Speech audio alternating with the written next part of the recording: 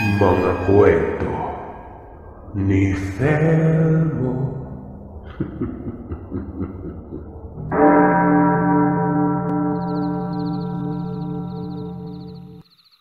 Itago niyo na lamang po ako sa pangalang Marcela.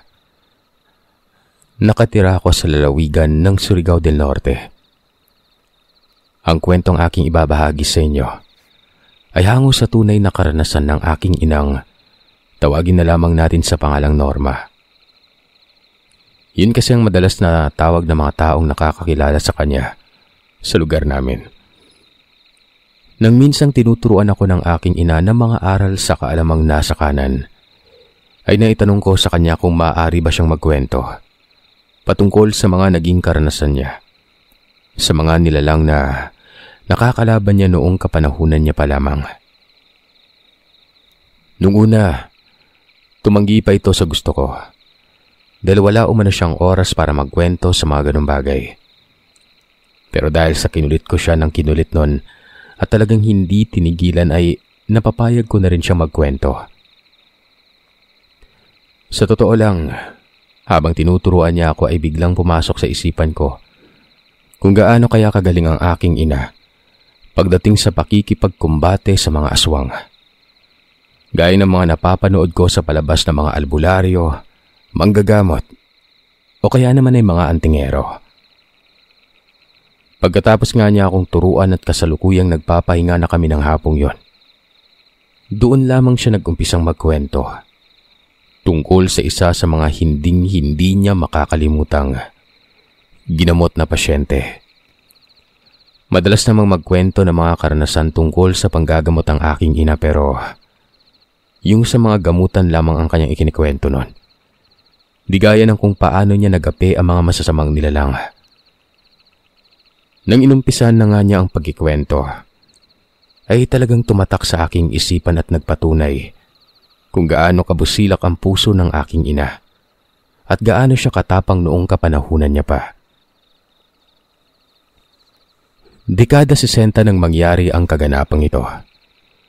Noong mga panahong yun ay nasa edad 20 mahigit pa lamang siya nang gamutin niya ang pasyenteng nagngangalang Samuel. Konting paglalarawan lamang tungkol sa aking ina, Sir Seth. Magpasa hanggang ngayon ay bantog at ganap pa ring albularya ang aking ina sa aming baryo at sa iba pang mga kalapit na yon. Pinupuntahan siya ng mga taong nais magpagamot at kung minsan naman ay sinusundo siya, lalo kung hindi na makatayo ang taong gustong magpagamot sa kanya. Kadalasan, sinusundo siya ng mga kaanak ng taong nais magpagamot sa kanya. Bata pa lamang siya ay sinanay na siyang manggamot ng kanyang lola, na ina ng kanyang ama, para ipamana sa kanya ang kakayahan nitong manggamot. Tutol man ang kanyang mga magulang noon ay wala nang nagawa ang mga ito, nang si inay mismo ang nagdesisyong nais niyang sumunod sa yapak ng kanyang lola.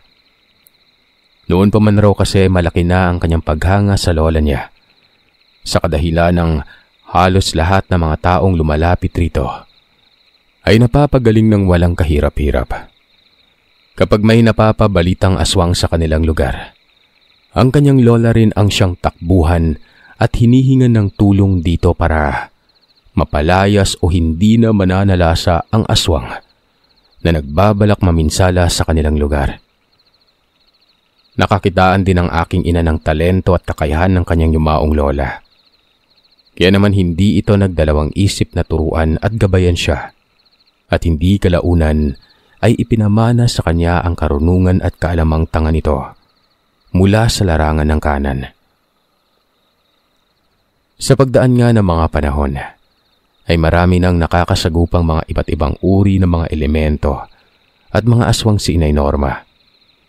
Ayon pa sa kanya, isang gabi, noong may dumating na isang binatang nangihina sa bahay nila kasama ang ama nito. Nasa balkonahe siya ng mga oras na yun para magpahangin at magpaantok. Nang sa ganon ay mabilis na lamang siyang makatulog kapag papasok na siya sa silid niya. Kahit kasi pagod siya mula sa mahabang araw na panggagamot ay hindi naman siya tinatamaan ng antok nun.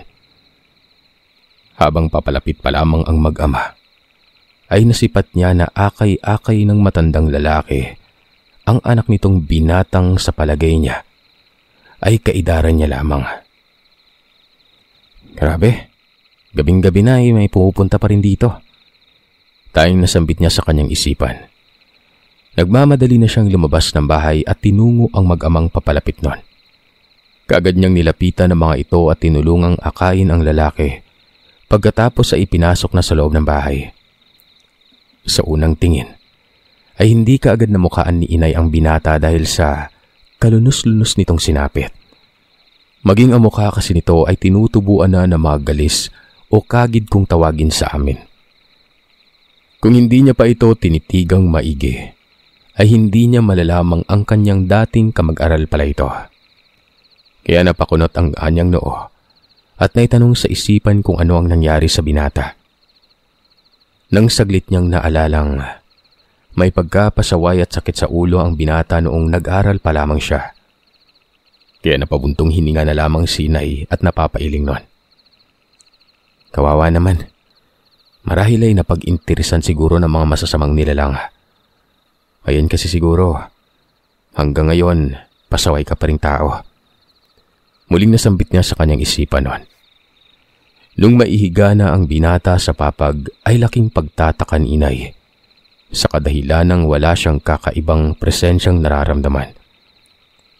Kadalasan kasi, pagkapasok pa lamang ng mga taong nais magpagamot sa kanya sa bahay niya, ay ramdam na niya kaagad ang kakaibang presensya ng mga gumanggambala sa mga ito. Pero sa pagkakataong yun ay kakaiba. Napakapayapa ng aura ng lalaki kahit na nakikita niyang namimilipit na ito sa labis na sakit na nararamdaman. Halos umuungol na lamang ang binata. Maibatid lamang nitong labis-labis na itong nasasaktan. Manong, ano po yung nangyari sa anak niyo? Pag-aalalang tanong ng aking inang si Norma sa matandang nagpakilalang si Marciano. Ipinaliwanag niya rin dito na kaya siya nagtatanong. Yun ay dahil sa wala siyang maramdamang kahit anong presensyang nasa kaliwang gawain. Maging ang mga masasamang elemento ay wala rin siyang nararamdaman o nakikita man lang. Ayon sa salaysay ng matanda ay ilang araw nang nagsusuka ang anak nito. Hanggang sa hindi na ito makakain at tuluyan ng nanghina. Pabalik-balik rin ang lagnat tuwing sumasapit ang 6:00 ng gabi. Pero kapag mag-uumaga na, ay nawawala naman ang lagnat nito. Napapansin din ng matanda na may mga tumutubong sugat sa katawan ng kanyang anak. At mas lalo pang lumalala yun habang lumilipas sa mga araw. Dinala naman na ng kanilang pamilya sa pagamutan ng binata. Pero nakailang pagamutan na silang pinuntahan ay pare-pareho lamang ang naging sagot. Walang makitang kahit anong sanhi ng pagkakasakit ng kanyang anak ang mga manggagamot. Kaya nagpasya ang matandang dalhin sa kanya ang binata nun. Iha, tulungan mo naman kami. Pakiusap, tulungan mo yung anak ko.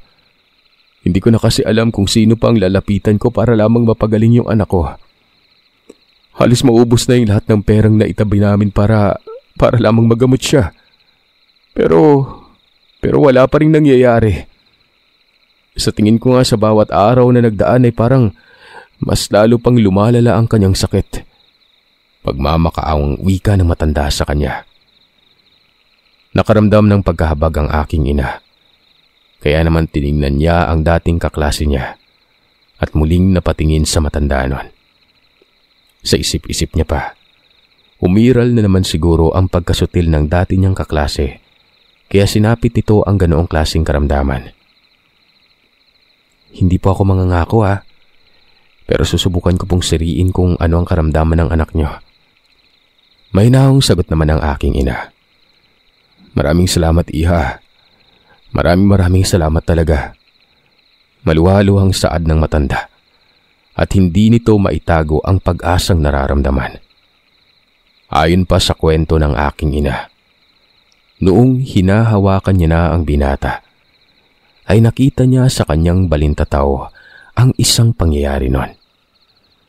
Medyo malabo man ay nakita niyang kumakain sa isang handaan ng lalaki. Nakita niya ring may matandang lalaki ang masamang nakatitig dito hindi kalayuan habang may hawak na pagkain nun. Bumubuka-buka pa ang bibig nito. Umihip yun sa pagkaing hawak-hawak. Nakita niya pang may ipinatak na likidong kulay itim ang matanda sa pagkaing hawak. Sabay nagpalinga-linga na para bang inaalam nito kung may nakatingin ba sa ginagawa nitong kababalagan. Tapos ay muling bumuka-buka na naman ang bibig at sa pangalawang pagkakataon ay inihip na naman sa pagkaing hawak. Nang makita yon ng aking ina, ay nahihinuha niyang nag-uusal ng orasyong sa bulag ang matanda. Pagkatapos ay lumapit na ang matanda sa binata at inaabot ang pagkaing bitbit nito. Kagad naman yung kinuha ng binata at walang kamalay-malang siyang may kakaiba na pala sa pagkain kinakain niya. Hindi yun napapansin ng binata dahil samay sa bulag na inusal ng matandang lalaki. Nakangiti namang isinubo ng binata ang pagkaing may lason, habang ang matandang lalaki ay malaki din ang pagkakangisi nito habang titig na titig sa binata. Hanggang sa matapos ng kumain ng binata ay maya-maya lang, bigla nang sumakit ang kanyang tiyan. Kasunod noon ay nagsususukan na ito, kaya't nagpaalam na itong aalis na sa handaang yon at uuwi na, dahil hindi na maganda ang pakiramdam. Kitang-kita ng aking ina ang itsura ng matandang laglagay ng lason sa pagkain ni Samuel.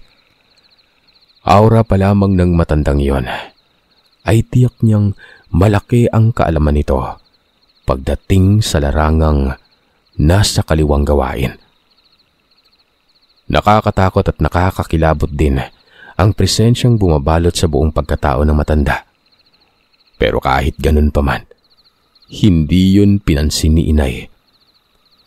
Matapos makita ng aking ina sa kanyang balintatawa ang mga nangyari sa binata, ay kaagad na binitawan niya ang kamay nito. May nakaaway ka bang matandang lalaki? Diretsahang tanong ni inay sa dating kaklasing si Samuel. Umiling lang naman ang lalaki bilang tugon. Hindi na kasi ito makapagsalita pa dahil sa sakit na nararamdaman nun. Sigurado ka ba? Hindi lang basta laso ng ginawa sa'yo ng matandang lalaki. Nakasabay mo pa yun sa pagkain sa handaan. Isipin mong mabuti kung sinong matanda ang nakaaway o nakaalitan mo sa handaan. Saad ng aking ina sa binata na putlang-putla na ng mga sandaling yon. Inutusan naman ng lola ni inay ang aking ina. Nabigyan ng paunang lunas ang pasyente, habang hinahanap pa nila ang sagot kung bakit nilaso ng binata at kung ano ang motibo ng salarin na yon. Mamaya-maya ka na magtanong apo. Bigyan mo na ng paunang lunas ang binatang yan. Dahil baka malaman na noong manlalason na nagpagamot yan dito sa atin. Baka tudasin na yan. Nang sa ganon, ay hindi mo na mahuli pa ang kaluluwa at maparusahan ang manlalason na sinasabi mo. Saad pa ng kanyang lola. Sige po lola, bibigyan ko na po ng paunang lunas ang pasyente. Pasintabi sa mga kumakain. Nang isa-isang sinuri niya na ang mga sugat sa katawan ni Samuel, nagimbal siya sa kanyang mga nakita.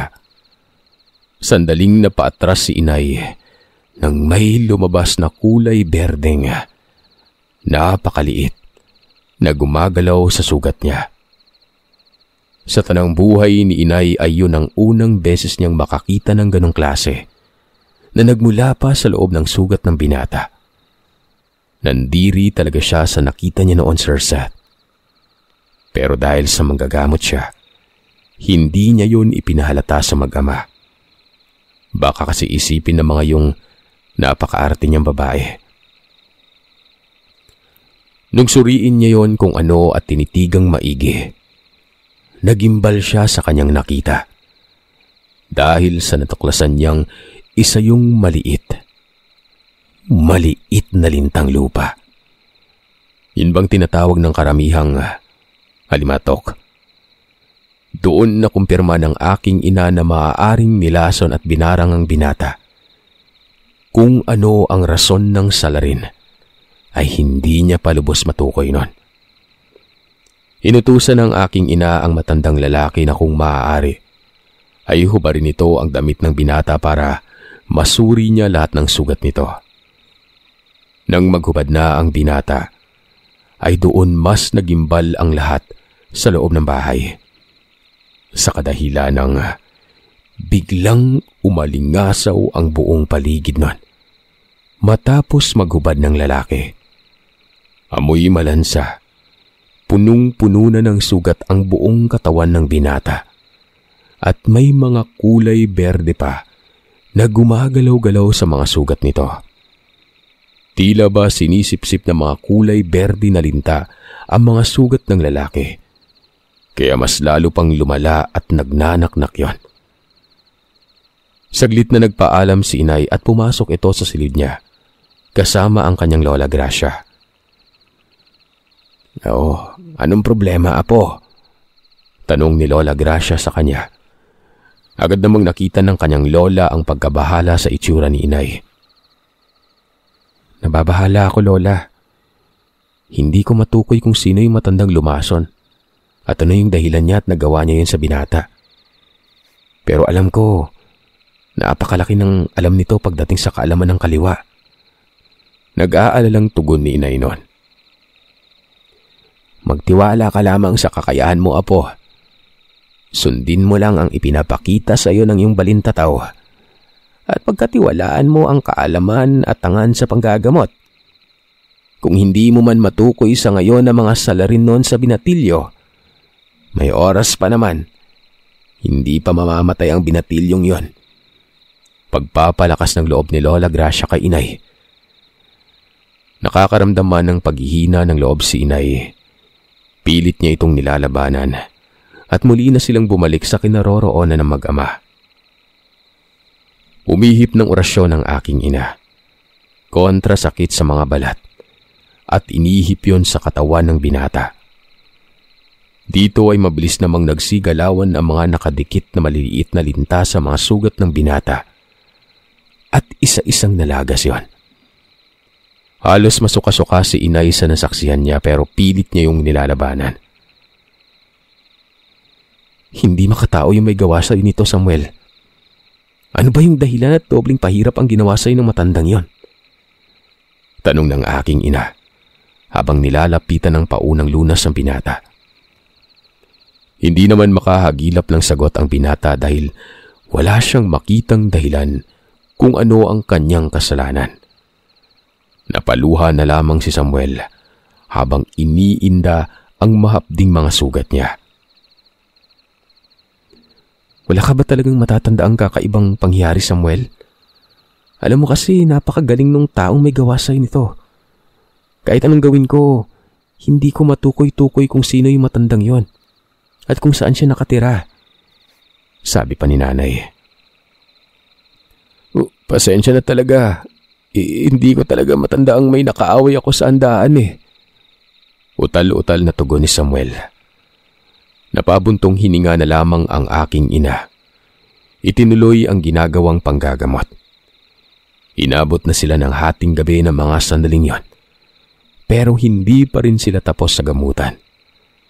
Naiinis na ang aking ina dahil hindi niya mahuli-huli ang matandang mambabarang na may gawa sa lalaki. Hanggang sa may naririnig na nagsasalita ang aking ina. Kaya napapikit siya. Hinahanap kung sino yung nagsasalitang yon.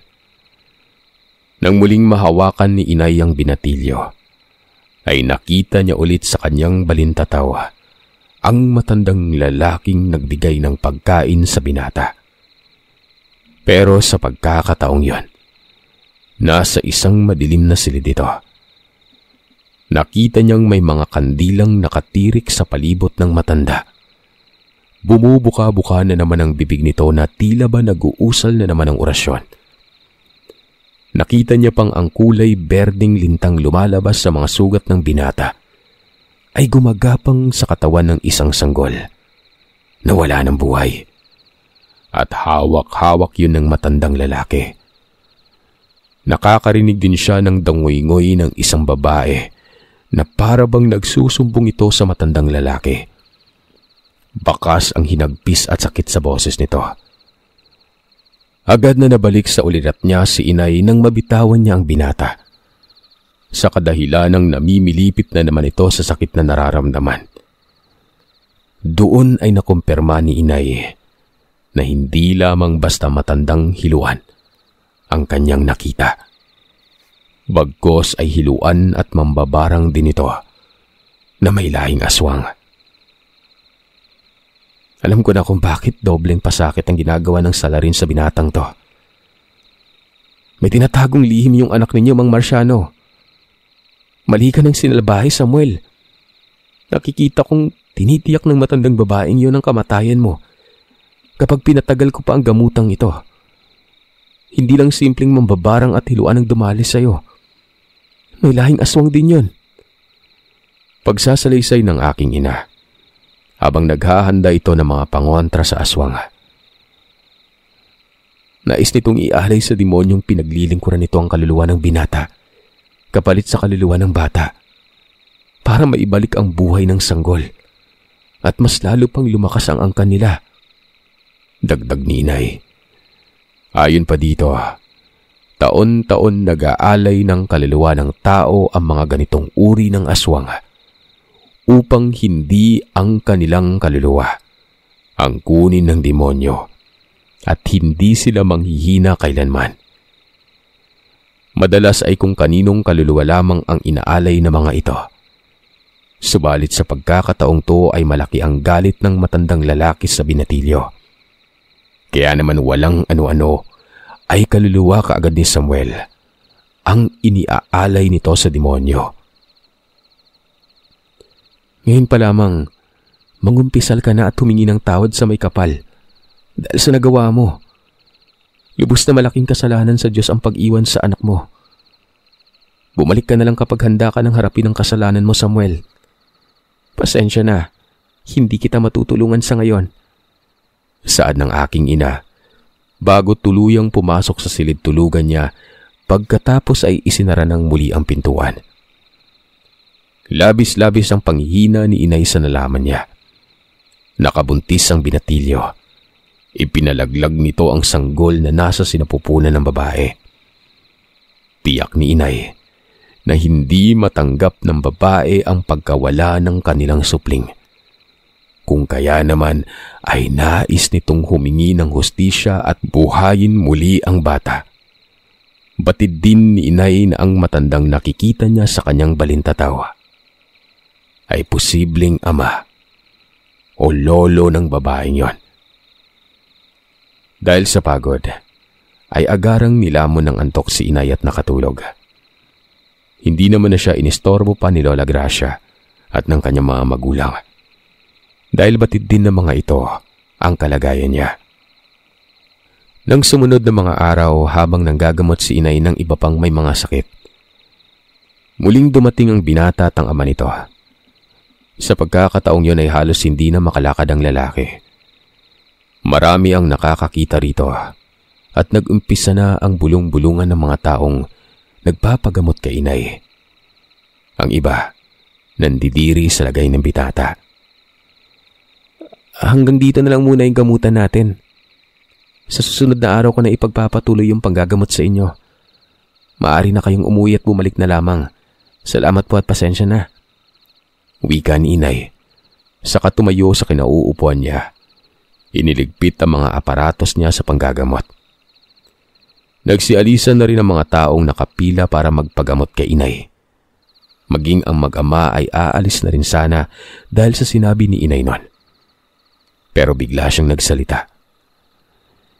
Maliban ho sa inyong dalawa, Mang Marciano, pumasok po kayo sa loob ng bahay.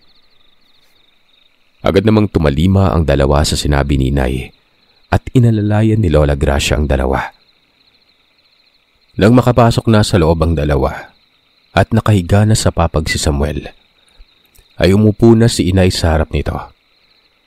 Pagkaupo pa lamang ni inay ay nakita niyang nag-umpisa ng tumulo ang mga luha ng binata. Sasabihin mo na bang totoo, Samuel?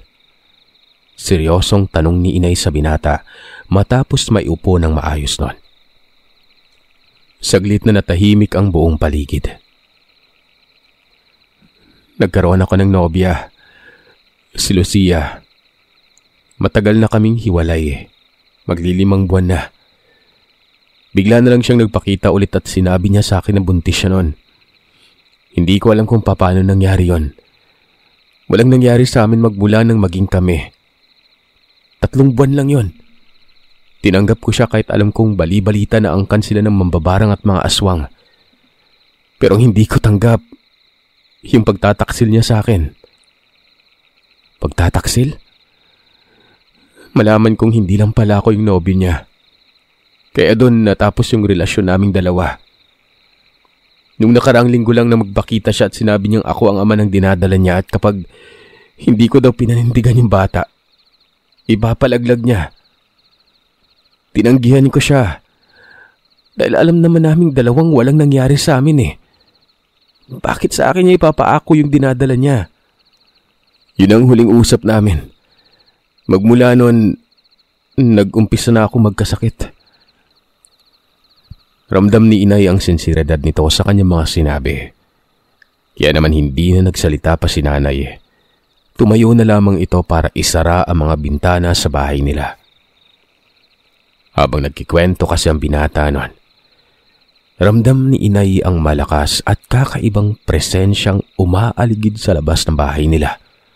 At pakiramdam niya ay may nanonood sa kanila mula sa bintana noon. Magtatakip silim na rin ang mga oras na yun kasi sinabihan na niya ang kanyang lola at mga magulang na huwag nang lalabas pa ng bahay hanggat hindi natatapos ang gamutang gagawin niya sa binata. Doon na rin niya sa bahay nila pinapatulog ang mag-ama nun. Matapos maihanda ni inay ang mga kagamitan niyang gagamitin sa panggagamot, ay inumpisan niya na mag-usal ng dasal na pambakod. Nang sa gayon ay walang anumang elemento ang makikisali sa panggagamot na gagawin niya. At tanging ang matandang lalaking mambabarang lamang ang makakalaban niya sa kumbating pang-espiritual. Nang mag-usal ng orasyon si inay para papasukin sa katawan ng lalaki ang kaluluwa ng matandang mambabarang, walang ano-ano bigla na lamang nag-iba ang boses ng binata. Ang inakalang boses matanda ni inay, naging boses babae ito. Galit na nagmumura ang babae at tinatakot si inay na siya ang isusunod nito sa oras na tuluyan na nilang makuha ang kaluluwa ng binata. Napangiti naman si inay nang maisip niyang 2 na kaagad ang kinakalaban niya. Iisa lamang kasi ang ibig sabihin nun. Mas malakas siya kesa sa sumalbahe sa binatilyo. Pakialamera! Huwad na albularya! Wala ka nang magagawa dahil akin na ang lalaking ito. Kung hindi ko siya makukuha sa matinong usapan, kaluwan niya na lamang ang kukunin ko. Wika ng babaeng si Lucia na nasa katawan ng binatilyo nun. Sa tingin niyo papayag ako sa gagawin niyo? Desperada. Kinitil mo ang sarili mong supling at ipapaako mo sa iba ang kasalanan na nagawa mo. Wala kang malilin lang dito. Kaluluwa mo ang dapat ialay sa demonyo. Bulyaw ni inay sa babae nun. Saglit na natahimik at napatitig kay inay ang binatilyo. Perong kitang-kita ni inay na ang kaluluwa pa rin na mag-ama ang nasa katawan nito.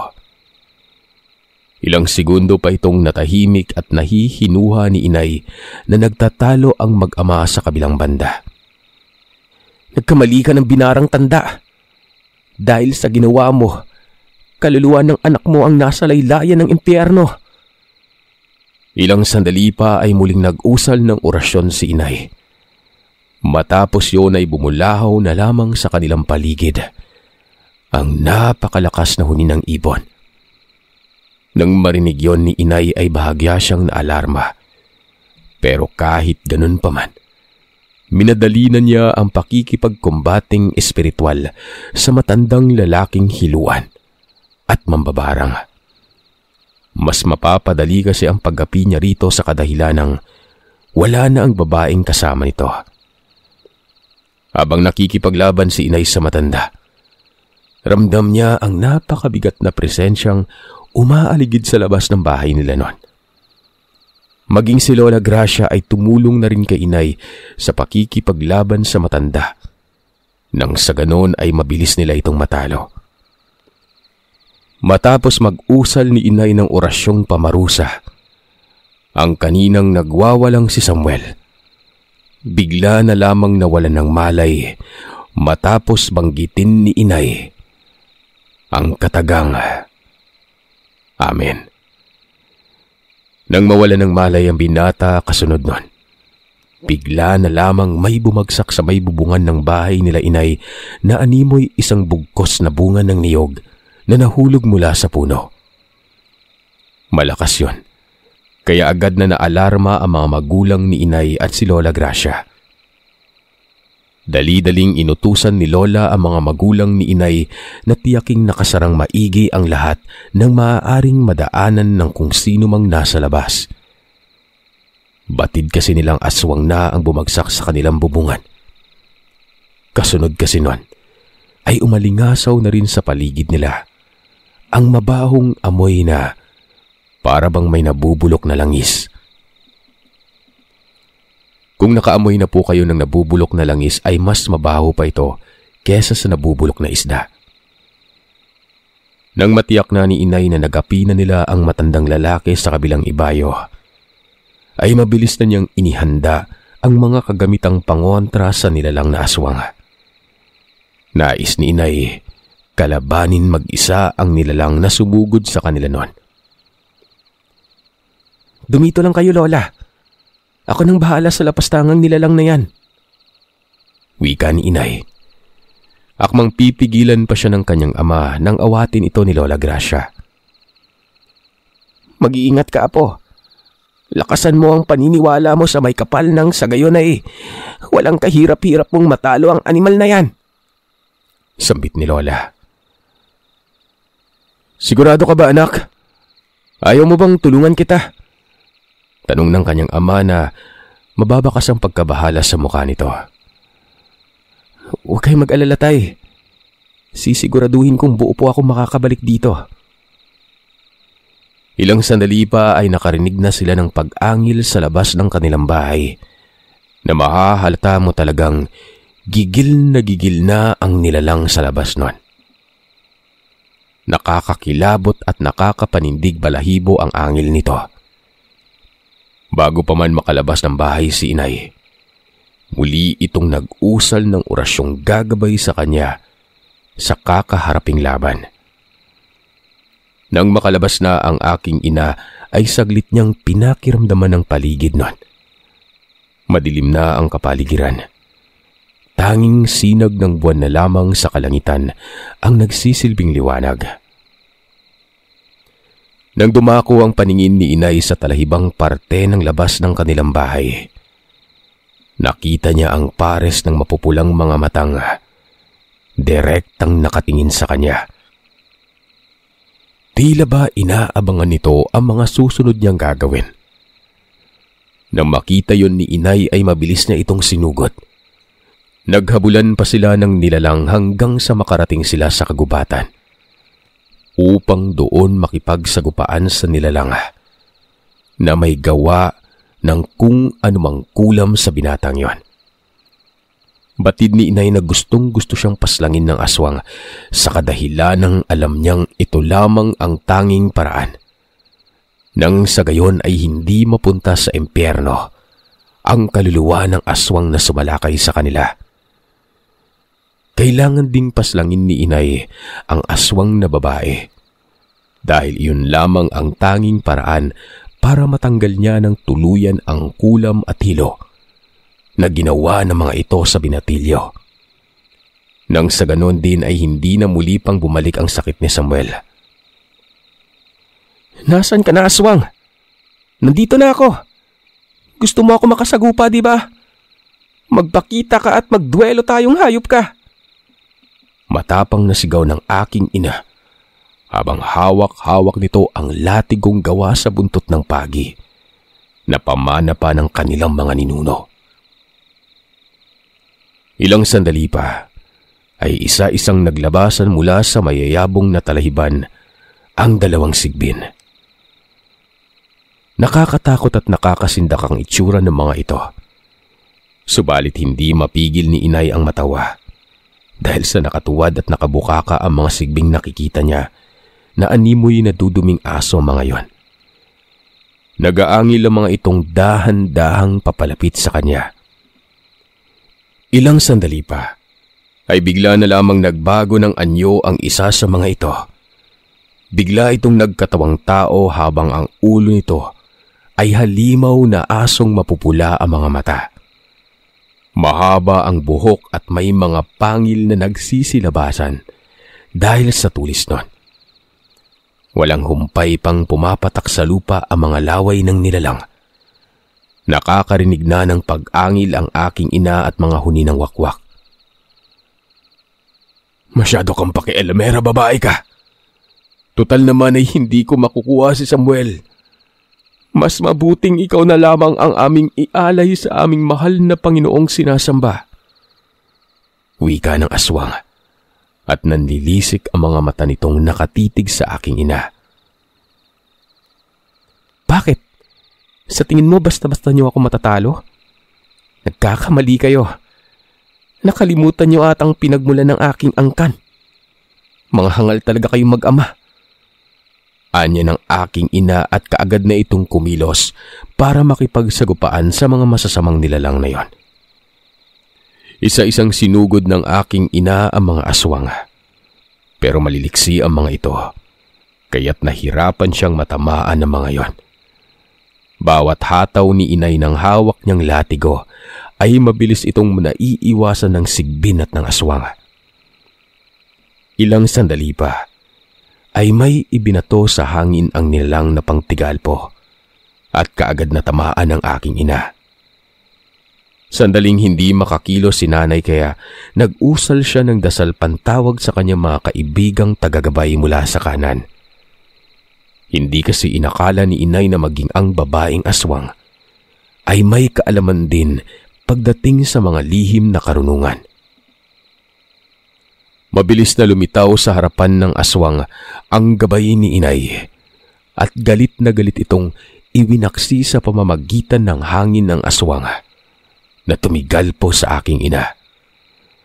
Mas lalo pang nanggalaiti sa galit ang nilalang na aswang nang makitang nagtawag ng gabay si inay. Kaagad na nabawi ng aswang ang kanyang lakas at nakabangon muli nun. Akmang susugod na ito kay inay nang salubungin siya ng gabay ni inay. Pagkalapit nito sa aswang, ay kaagad na nahawakan nito at ibinalibag pa itaas ang aswang na yon. Tumama ito sa sanga ng puno. Kamuntikan nang mawasak ang mukha ng aswang nang bumagsak ito sa lupa. Samantalang ang aking ina naman, nakikipagtagisan din sa isa pang sigbin. Nag-usal ng orasyon ng aking ina. Inihip yon sa latigong hawak niya. Mabilis na tumakbo at sumugod ang aking ina patungo sa sigbin na yon. Nang magkasalubong na ang kanilang landas, walang pag-aatubiling hinataw niya ito ng latigo. Ilang segundo lang ang nagdaan ay may lumabas na likidong kulay itim sa sigbin na yon, na siyang dahilan para malagutan ito ng hininga. Sumunod namang hinarap ng aking ina ang aswang na babaeng namirwisyo sa binatang si Samuel. Hindi na maipinta ang itsura nito dahil sa tinamo niya sa pakikipaglaban sa gabay niya. Nang makita ni inay ang aswang, masalos na naigna ang awang nararamdaman niya nun. Pagkasilay niya kasi rito, ay punong-puno na ng dugo ang aswang at nasaan yung tao na ito't naghahabol na ng hininga habang pinipilit makipaglaban. Ano pang tinitingin-tingin mo? Tapusin mo na ako, bulyaw ng babae. Yan naman ang gusto mo, hindi ba? Pakialamera ka. Wala ka namang alam sa mga nangyayari. Hindi mo alam kung gaano kasakit ang ginawa sa akin ng binatang pinagtatanggol mo. Dagdag pang saad nito at mangyak-ngyak nun. Napakahangal mong haliparot ka. Sarili mo lang yung iniisip mo. Kung ayaw sa'yo ng tao, huwag kang mamilit. Dahil kahit kailan ay hinding-hindi ka magiging masaya. Sa mga bagay na pinipilit lang. Kung sana'y hindi ka naging malandi, siguro'y masaya pa kayong magkasama ni Samuel ngayon. Kaya nga lang, mas inuna mo ang pangangati mo. Kaya yan ang nababagay sa'yo. Akmang susugod na ang gabay ni inay para tapusin na ang naumpisahan nitong laban. Pero agarang inawat ni inay ang gabay niya. Batid niya kasing kahit hindi na niya labanan pa ang aswang, ay hindi na rin ito aabutin pa ng kinabukasan. Kitang-kita niyang sa natamong sugat pa lamang nito sa kanyang dibdib. Sapat na yon para maubusan ito ng dugo at mamatay. Sa tingin mo ba, may mapapala pa ako kapag tinapos kita ng walang kalaban-laban? Dahil sa lagay mong yan. Hindi ako tulad yung nananamantala ng taong hindi kayang lumaban sa inyo. Batid mo na din siguro sa sarili mong ikaw may kasalanan at dapat mo tong pagbayaran, di ba? Wika ni inay. Hangal ka. Malaki ang kasalanan ng lalaking yan sa akin. Iniwan niya ako. Sinaktan niya ako. Hindi lahat ng gusto mo makukuha mo. Tandaan mo, sa mundong ito ay dapat handa kang tanggapin ang anumang nakatadhana sa iyo at hindi. Dahil sa ginawa mo, maraming tao ang napahamak. Maging ang amo mo. Matapos yun sabihin ni inay, nakita niyang umubo ng dugo ang babaeng kaharap niya. Ang kaninang nanlilimahid sa langis at dugo ay ngayoy mas lalo pang dumami ang dugo sa katawan nito. Kaya naman imbis makipaglaban pa si inay sa babae, ay mas minaigi niyang paalisin ang gabay niya matapos niyang magpasalamat rito. Nang tumalikod na si inay at naglakad sa daang pabalik sa bahay nila, ay naramdaman niya ang mabilis na paghabol sa kanya ng babaeng aswang. Dahil sa hindi yun inaasahan ni inay, ay nahawakan siya ng babae at muli silang nagpambuno sa damuhan. Kahit marami ng sugat ang babaeng aswang at nasaan yung tao na ito, ay may angking lakas at liksi pa rin itong taglay na aakalain mong walang iniindang sugat sa katawan. Narinig pa ni inay ang pagtawa ng babae na para bang nagbubunyi na ito tiyak na talaga ang pagkatalo ni nanay nun. Mabuti na lamang at nakagapang si inay palayo sa babaeng nais na siyang daganan at warakin ang dibdib niya sa pamamagitan ng mahahaba at matutulis nito makakuko. Pero dahil bida si inay, hindi siya nagpatalo syempre. Sa pagpupursigi ni inay na makatayo at makalayo sa babae, ay naalala niya ang patalim na laging nakasuksok sa kanyang bewang. Maliit na balisong lamang yun nagawa sa tanso. Dali-daling kinuha ni inay ang balisong. Nang makuha niya ito ay ang saktong pagdamba ng babae sa kanya. Napatulala na lamang si inay nang daganan siya ng babae at naramdaman niyang may dumaloy na mainit na dugo sa kanyang harapan. Inakala pa ni inay na siya ang nasaksak dahil nakaramdam din siya ng sakit nang daganan siya ng babae. Pero makalipas ang ilang minuto, napansin niya na wala ng buhay ang babae. Hindi na ito humihinga. Kaya naman dali-daling itinulak ni inay ang katawan ng aswang at bumangon siya. Doon ay nakita niyang nakatarak sa dibdib ng babae ang balisong niya. Napasign of the cross na lamang si inay at tuluyan na niyang nilisan ang kinaroroonan nila noon. Pagkapasok ng aking ina sa bahay, ay kaagad na sinalubong siya ng kanyang mga magulang at ni Lola Gracia. Nag-aalala ang mga itong tiningnan ang mga galos at sugat na natamo niya sa pakikipaglaban sa aswang. O di ba tay? Sabi ko sa iyo buo ako makakabalik. Wala ho ito. Wag kayong mag-alala. Galos lang ito. Nakangiting wika ng aking ina para hindi na mag-alala pa ang kanyang mga kasama sa bahay. Sandaling nagpalit ng damit ang aking ina at naglinis ng kanyang katawan. Pagkatapos ay binalikan na nito ang pasyenteng si Samuel. Pagkalapit nito kay Samuel, ay pinagpatuloy na niya ang panggagamot dito. Dahil sa natalo at napatay na ng aking ina, ang aswang na may gawa ng sakit kay Samuel noon. Natanggal niya ang barang at lason na nilagay sa katawan nito. Nang mapansin ng binata ang mga kalmot at sugat sa katawan ni nanay, nagpresenta naman itong hayaang siya naman ang gumamot kay nanay noon. Napag-alaman din kasi nilang nag-aaral ng medisina si Samuel at marami itong alam pagdating sa mga ganong bagay. Hindi na tumanggi pa si inay dahil aminado naman siyang marami siyang sugat na natamo noon. Isa pa, sobrang masakit na ang kanyang katawan. Lumipas ang ilang araw ay bumalik ang binata sa bahay nila inay. Naabutan siya nitong may ginagamot pa. Hinintay pa ng binatang matapos si inay sa panggagamot niya. Saka sila muling nag-usap noon. Nakita ni inay na nawala na ang mga sugat sa katawan ni Samuel at tuluyan na itong gumaling. Pero may bit-bit din itong mga prutas at kakanin. Magiliw niya yung iniabot kay inay at lubos itong nagpapasalamat dahil sa paggamot sa kanya ng aking ina. Kung hindi dahil umano kay inay, ay tiyak niyang hindi na magtatagal ang buhay niya. Buti na lamang at nakilala niya ito. Sa sinabi niyang yon, ay tila ba may kakaibang laman ito na hindi matukoy na inay kung ano. Magmula noon ay naging malapit na magkaibigan silang dalawa. Pero sa pagdaan ng mga araw at paglipas ng panahon, nawalan na rin sila ng koneksyon sa isa't isa. Dahil lumuwas na ng Maynila si Samuel noon.